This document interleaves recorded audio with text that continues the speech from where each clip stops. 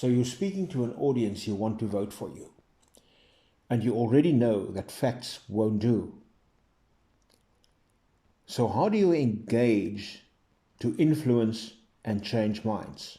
What do you do? By the way, a conversation with one or two people is a whole other can of worms.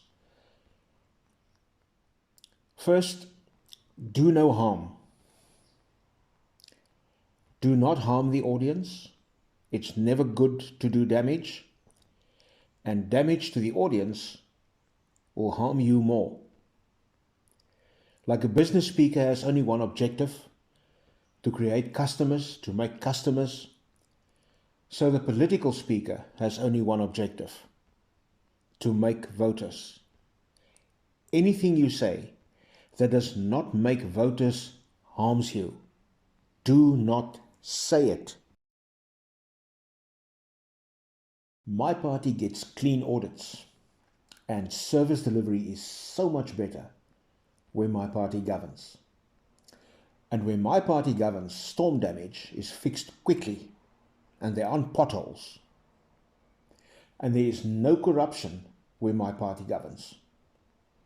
This simply tells the audience that they are dumb, too dumb to see the obvious. I'm right and you're dumb for not seeing it just doesn't work. All it says is that you, the speaker, is the dumb one. Speaking to convince an audience who supports another party or candidate to vote for you demands to be seen that you make allowances for the probability that you may be wrong and not so good after all.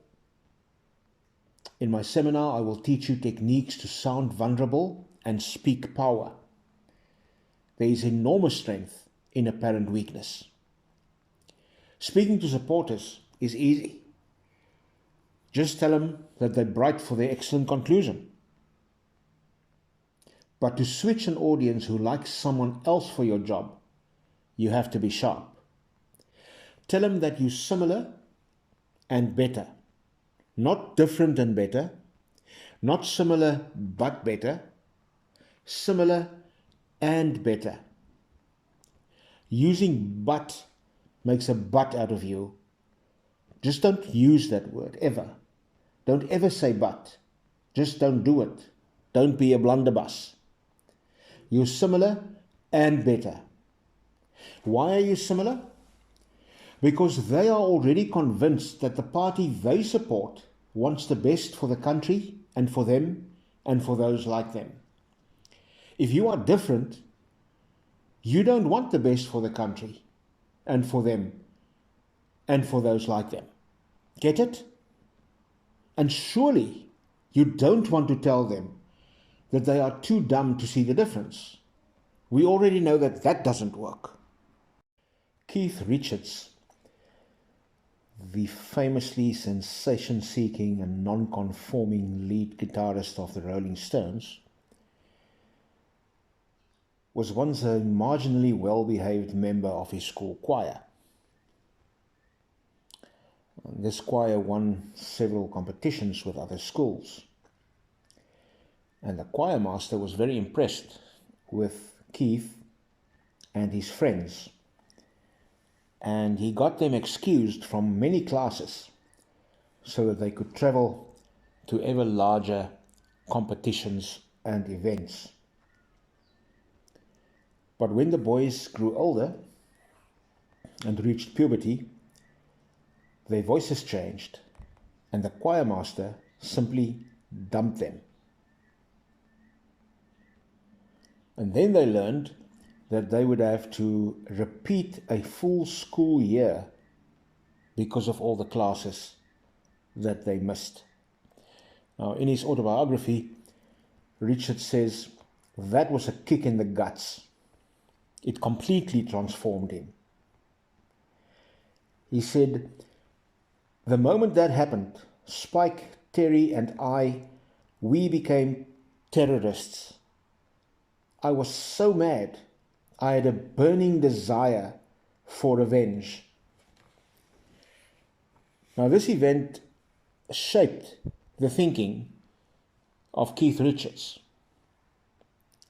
And there was absolutely no way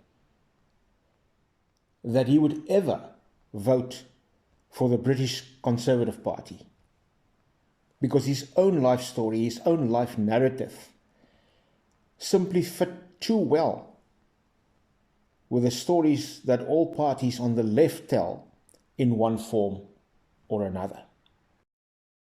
Now consider the life narratives of most South African voters. Remember that facts don't matter, and remember that the human mind is a story processor, not a logic processor. And then you realize that what you need are not speeches and statements. What you need is a great story and the ability to tell it well, so that you can reach the moral drivers, the social drivers, the identity drivers of your audience, and swing them and switch them.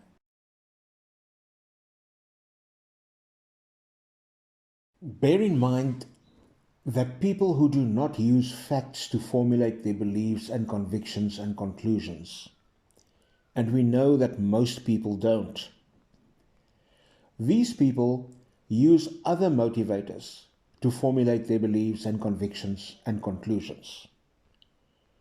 Use that. What other motivators? Well, moral drivers, social drivers, identity level drivers. I cover the formation of beliefs on the basis of these considerations in detail in my seminar.